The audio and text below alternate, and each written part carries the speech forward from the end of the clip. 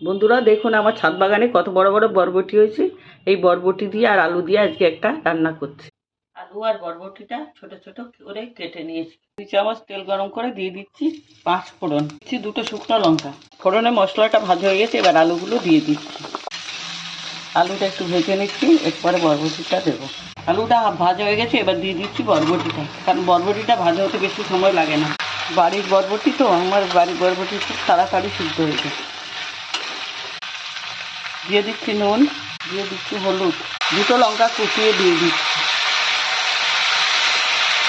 5 minute ঢেকে রেখেছিলাম, আমার বরবটিটা ভাজা হয়ে গেছে। এবার দিয়ে দিচ্ছি 1 চামচ পোস্ত।